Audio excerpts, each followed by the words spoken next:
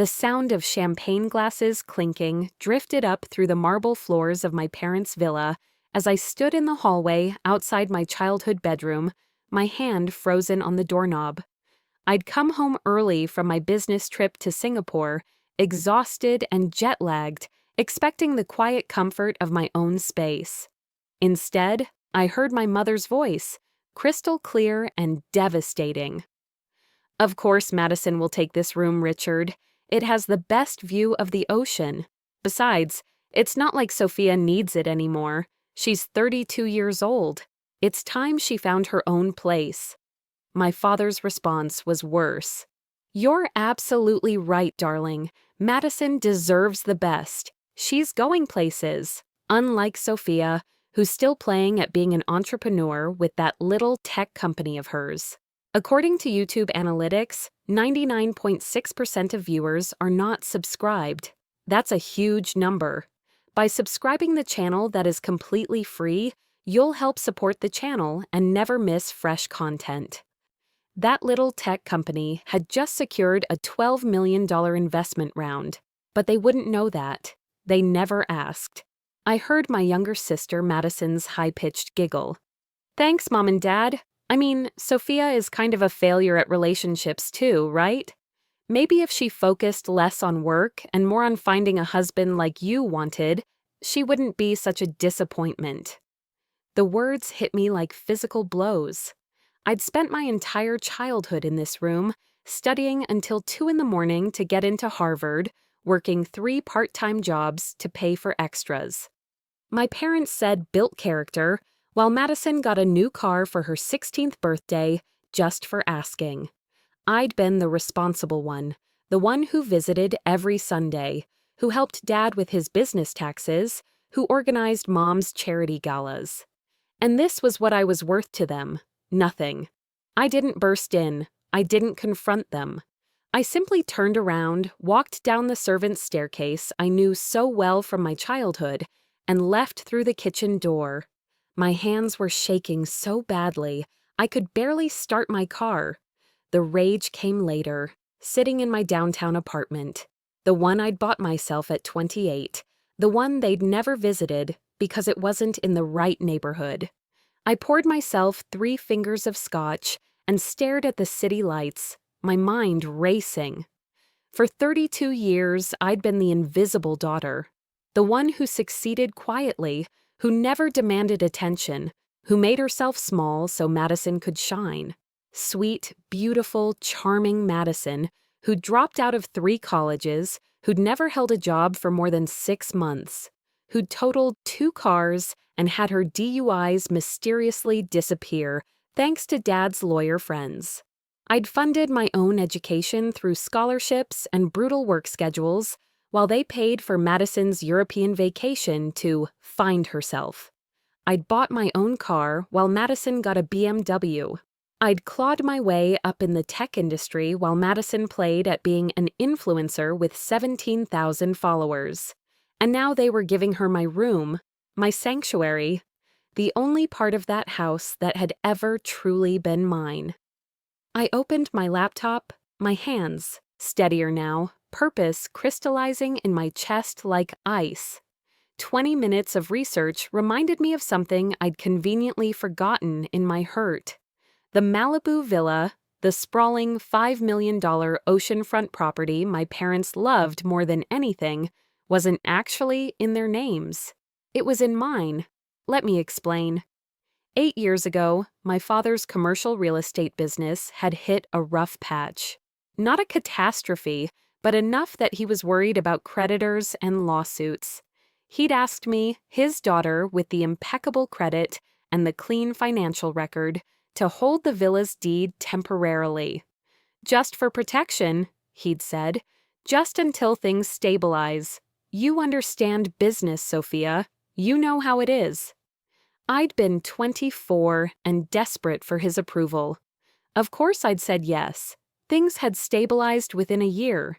He'd never asked for the deed back. I'd never offered. It had simply stayed that way. An oversight in the chaos of their lives, a detail too mundane for them to remember. But I remembered everything.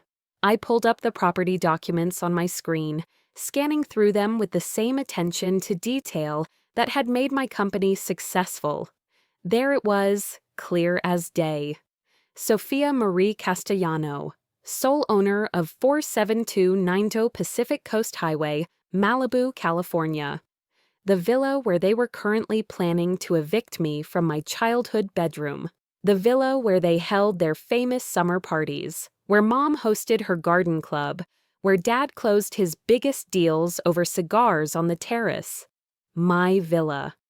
I slept terribly that night, my dreams filled with my mother's dismissive voice and Madison's cruel laughter. But when I woke at dawn, I knew exactly what I was going to do. I called my lawyer at 8 a.m. Marcus Chen had handled my business contracts from the beginning, and he owed me several favors.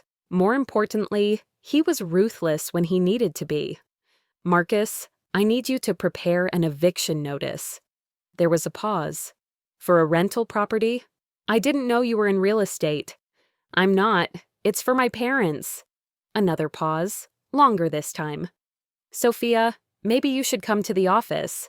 This sounds complicated. By noon, I was sitting in Marcus's downtown office, the entire story spilled out between us. He'd listened without interruption, his expression carefully neutral in that way good lawyers have. Legally, he said finally, you're completely within your rights. The property is yours. You can evict them with proper notice. But Sophia, this is going to destroy your family. They destroyed it first, I said quietly. They just didn't think I'd notice. Marcus studied me for a long moment. 30 days notice? 60, I said. I'm not a monster. But Marcus, I want this airtight. I don't want lawyers or manipulation or Dad's connections to wiggle them out of this. I want it done. I'll make it bulletproof, he promised. The notice was delivered by courier on a Wednesday afternoon. No, because I'd positioned myself at a cafe across the street from the villa, watching through the window like a spy in a movie I never wanted to be in. The courier handed the envelope to my mother at the door. She'd been smiling, probably fresh from a tennis lesson, her blonde hair perfect in its signature chignon. I watched her face change as she read, confusion morphing into shock, then rage. My phone rang 17 seconds later. I declined the call. It rang again and again. By the time I'd driven back to my apartment, I had 43 missed calls, 27 from my mother, 16 from my father. I blocked their numbers and ordered Thai food. The next call came from a number I didn't recognize. Against my better judgment, I answered. Sofia Marie Castellano, what the hell do you think you're doing? My father's voice was ice and fury. Reclaiming my property, Dad. The villa is in my name. You asked me to hold it 8 years ago. I'm done holding it. This is absurd. That was a formality, a protective measure. You know damn well that villa is ours. Then you should have transferred it back. You had 8 years. But you were too busy, weren't you? Too busy planning Madison's future in my bedroom. Silence. Then. You were eavesdropping? I was coming home, to my room, in what I thought was my family's house. My voice cracked, and I hated myself for it. I heard everything, Dad, every word about what a disappointment I am, how Madison deserves better, how I need to get out. Sophia, sweetheart, we didn't mean, don't. The word came out like a whip. You have 60 days. The notice is legal. Marcus made sure of it. Find somewhere else to live. I hung up. My hands were shaking again, but this time it felt like power instead of pain. The next week was a blur of messages from relatives I hadn't heard from in years. Apparently, my parents had activated the family gossip network, painting me as an ungrateful daughter, a vindictive child, a monster who was throwing her elderly parents, they were 58 and 56, hardly elderly, out onto the streets. Aunt Teresa called me cruel. Uncle Bob said I was breaking my mother's heart. Cousin Jennifer posted a vague Facebook status about family loyalty that was clearly about me. Madison sent me a single text. "I hope you're happy, you psycho bitch." I blocked them all and went to work. My company needed me, and unlike my family, my team actually valued what I brought to the table. But the attacks escalated. Mom started showing up at my apartment building, buzzing the intercom at all hours, sometimes crying, sometimes screaming. Security had to escort her out twice. Dad tried to freeze me out of the family business accounts, forgetting that I'd removed myself from those years ago, another slight I'd pretended not to notice. Then came the lawyers, not Marcus-level good, but expensive enough to be annoying. They argued that the deed transfer had been fraudulent, that I'd coerced my father, that the property was marital assets despite the paperwork. Marcus demolished every argument in a 40-page response that was a thing of beauty. The property was mine. The transfer had been legal. I had documentation of every conversation. My father's own emails proved he'd asked me to hold it. I won. Again and again, I won. But winning felt hollow at 3 a.m. when I couldn't sleep, when I wondered if I'd become the villain in my own story. The turning point came on day 42 of their 60-day notice. I was at a coffee shop near my office when Madison walked in. She looked terrible. No makeup, unwashed hair, the kind of disheveled she never allowed herself to be in public. She spotted me immediately and walked over. "Can I sit?" Every instinct screamed at me to say no, but something in her face stopped me. 5 minutes. She sat, ordered nothing, and stared at her hands. "They're broke, Sophia." "What?" "Mom and Dad. They're broke. They've been living beyond their means for years, keeping up appearances. The villa was the only asset they had left. Everything else is mortgaged, leveraged, borrowed against. Dad's business is failing. They owe money everywhere." I felt like I'd been punched. "How long have you known?" 6 months. They told me when I asked for money to start another business. That's when they decided I should move into your room. They were going to rent it out on Airbnb when you weren't there. They needed the money. The betrayal somehow deepened. They were going to commodify my childhood bedroom. "Why are you telling me this?" I asked. Madison finally looked up, and I saw something I'd never seen in my sister's eyes before: guilt. "Because I've been a terrible sister. Because you were right to be angry. Because everything you overheard that day was horrible. And I knew it was horrible when I said it, and I said it anyway because making Mom and Dad laugh always felt better than being a good person." Tears were running down her face now. "You were always better than me, Sophia. Smarter, harder working, more successful. And instead of being proud of you, I was jealous. So I made myself the easy daughter, the fun one, the one who didn't challenge them. And they loved me for it because I made them feel good about their choices." "Madison, I don't deserve your forgiveness," she interrupted. "I'm not asking for it. I just thought you should know the truth before you go through with this. They're going to lose everything. The villa is all they have." She stood up, wiped her face with her sleeve like a child. "For what it's worth, your company sounds amazing. I looked it up. You built something real. I'm sorry I called it a little tech company. I'm sorry for everything." She left before I could respond. I sat there for an hour, my coffee going cold, my mind spinning. Part of me felt vindicated. They'd been planning to exploit me financially while calling me a disappointment. Part of me felt sick. They were broke, desperate, and I was about to make it worse. But the biggest part of me, the part that had been hurt that day in the hallway, asked a simple question. When had they ever protected me? When had they ever put my needs first? When had they ever seen me as anything more than a tool to be used when convenient and ignored when not? I couldn't remember a single time. That night, I called Marcus. I want to offer them a deal. I'm listening. They can stay in the villa. I'll sell it to them for $1. Sophia, that property is worth— I know what it's worth, Marcus, but here are the conditions. 1. Madison cannot live there, ever. She finds her own place. 2. They sign a document acknowledging that the villa was legally mine, that I had every right to evict them, and that this sale is a gift they didn't deserve. 3. They attend family therapy with me for 1 year, every week, no exceptions. That's actually brilliant, Marcus said slowly. You're giving them what they want, but making them admit the truth. And the therapy requirement is inspired. I want my family back, Marcus, but I want a real family, not the performance we've been doing for 32 years. If they can't do that, they can fight the eviction and lose everything in legal fees. I'll draw up the contract.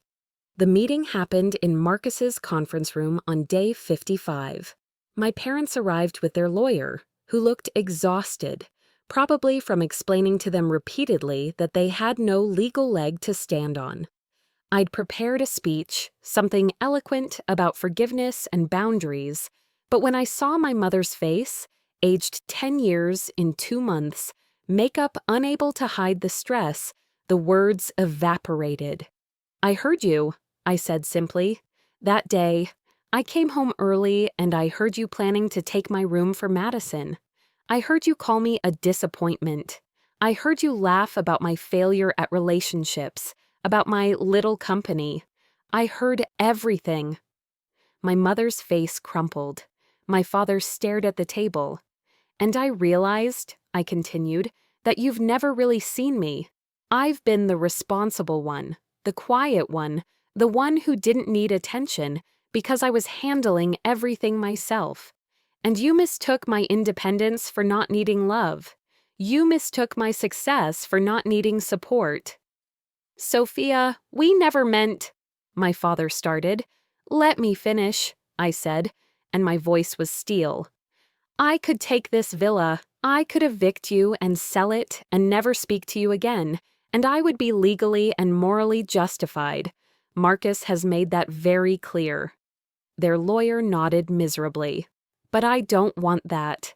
I want parents who see me. I want family dinners where people ask about my life.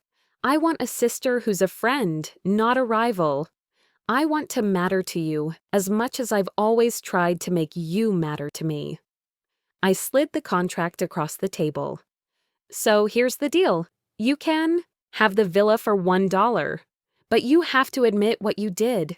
You have to go to therapy with me. And you have to be willing to build something real, not the shallow, appearance-obsessed relationship we've had for 3 decades. My mother was crying openly now.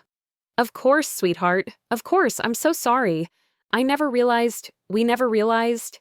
You never asked, I said quietly. That was the problem. You never asked. My father reached across the table, his hand trembling. I'm sorry, Sophia. Truly, I got so caught up in appearances, in what the neighbors thought, in Madison's drama, that I forgot to appreciate the daughter who never needed fixing.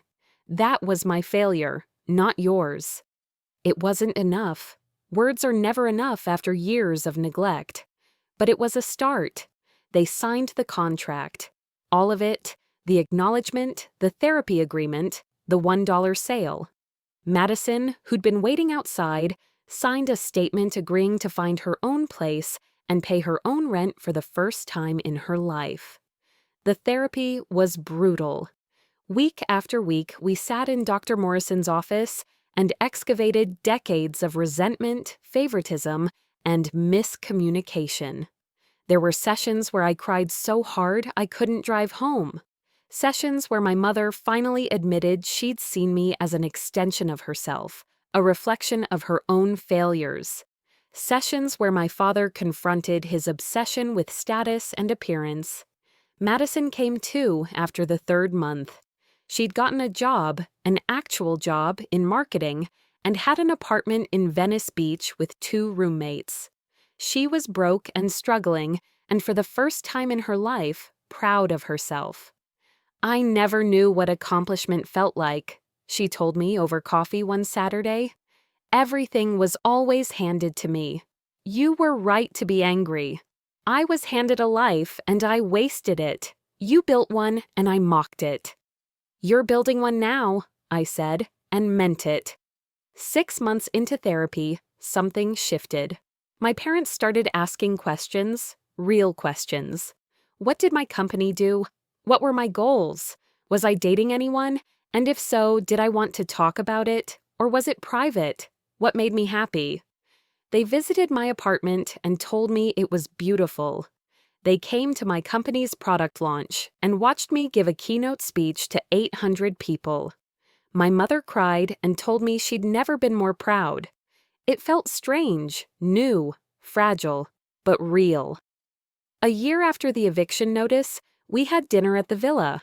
My villa, technically, though I'd stopped thinking of it that way. It was their home, one they now understood they'd almost lost through their own selfishness. We sat on the terrace watching the sunset, the four of us, drinking wine and actually talking. Madison told a story about her horrible boss. Dad asked about my company's expansion plans. Mom showed me the garden she'd been cultivating and actually remembered that I'd always loved jasmine, planting a whole section of it. "Thank you," my father said as the sky turned pink and gold, "for giving us a chance to be better." "Thank you," I countered, "for taking it." It wasn't perfect. We still had hard days, old patterns that crept back in, moments where I felt invisible again. But now we had tools to address them, language to express hurt before it calcified into rage. And I had something I'd never had before, the certainty that I mattered.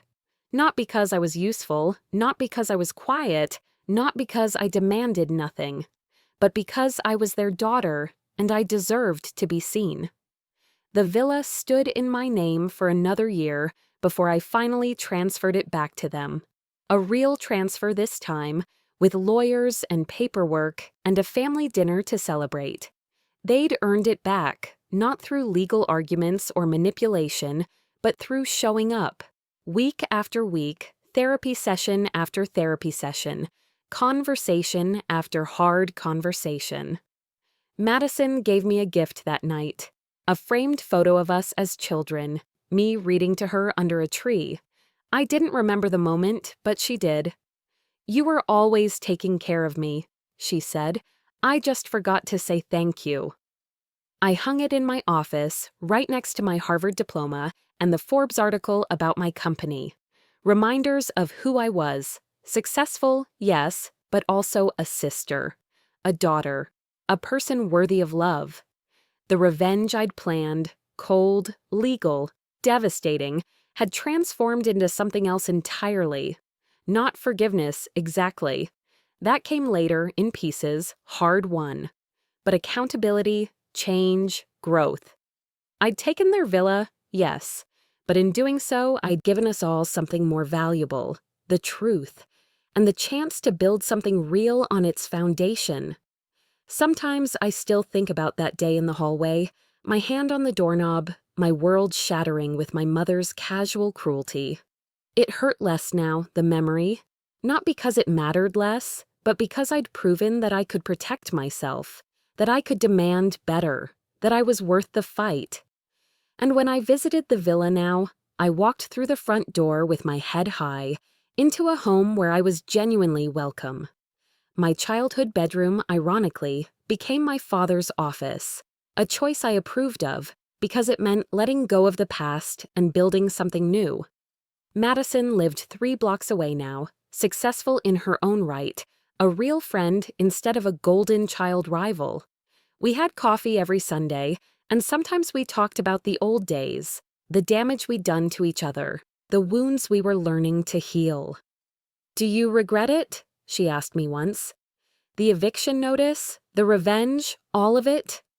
I thought about it, really thought about it. "No," I said finally.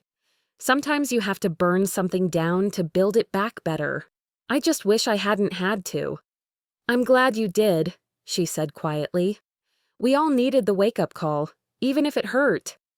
Especially because it hurt, I thought, but didn't say. Growth always does. The villa still stands on Pacific Coast Highway, white and beautiful against the endless blue ocean. My parents still live there, hosting smaller parties now, more intimate gatherings with people they actually like instead of people they want to impress. And sometimes, when I visit, I stand in that hallway where I once heard my world collapse, and I feel nothing but peace. Because I took that pain, that rage, that devastating betrayal, and I transformed it into something powerful. I transformed it into my own worth. And no one, not my parents, not Madison, not anyone, could ever take that away from me again.